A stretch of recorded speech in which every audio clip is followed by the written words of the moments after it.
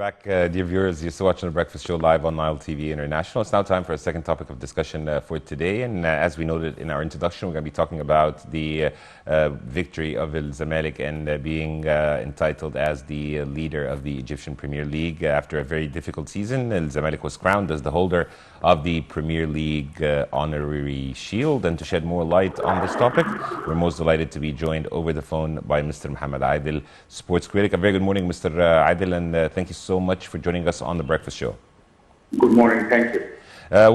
First of all, why was that season difficult in your opinion, and how do you evaluate the performance of his Zamalek team throughout the season? Well, the season was very difficult.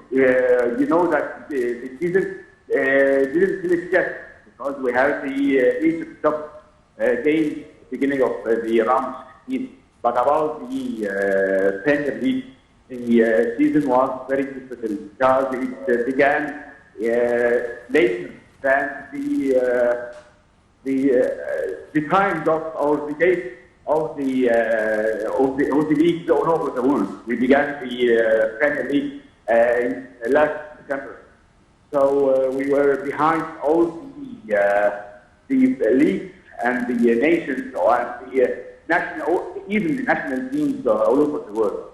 Also, we saw the stoppages of the season of the Premier League in very weird times, like last June, and it stopped for 1 month. About Zamalek, what happened in the managerial stuff in Zamalek and have not a stable board of directors in Zamalek made the situation very difficult for Zamalek. So because of that, I feel that it's one of the most difficult championships Zamalek entitled all over its history. Also, Mr. Adel, speaking about the main reasons behind the achievements and the entitlement of Zamalek to the Premier League, how do you see this? Well, they did great. Really, Zamalek this season did great. They put all the problems and difficulties behind. Also, the having two managers, Pacheco and Patrice Carteron, in the same season, and the sudden departure of Jamie Pacheco, whom, if you ask any fan, any football fan, what's the reason behind the departure of Jamie Pacheco, he will give you no reason for that. So because of that, I believe Patrice Carteron came and continued what Jamie Pacheco began with the Zamalek team. He did great scores. He did great performance with the team. Also, the experiences of the players, players like Mohamed, like Gindish, like Tarek Hamid, like Mahmoud Hamdouch, it makes the difference and makes the priority for Zamalek to win many difficult games. Like Salah al-Dish game, which ended by 2-1 in the stoppage time. Al-Ismaili game, which ended 2-1 in the 89th minute. So there are many critical games ended in a very critical time by the experience of Zamalek players. Also the professional players, the Northern African professional players like Ashraf al-Sharqi, like Fergani Tessi, also Hamza al-Mathlouthi, who gained his performance and his high performance. He was playing in Spartak of Tunisia.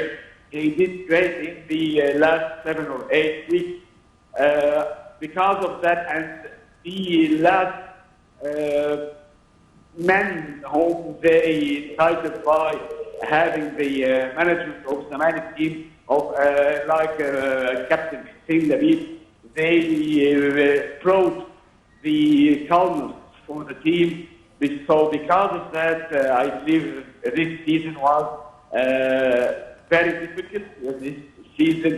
Zamalek did it great as they had the Premier League.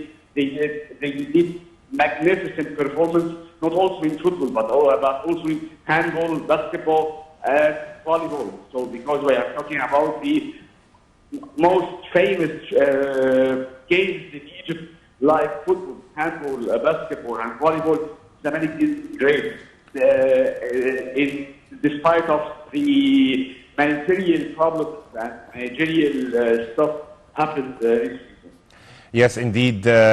Congratulations for El Zamalek, and we wish all the best of luck to all the Egyptian football teams in the Premier League. Dear viewers, by this we wrap up today's episode. Just a quick recap of what we discussed. We talked about the healthy nutrition and having a balanced diet, and we also talked about the crowning of Zamalek as the title holders of the Egyptian Premier League. Dear viewers, you're in the company of myself, Karim Gamaluddin, and my colleague Dina Hussein. Until we meet again, this is goodbye.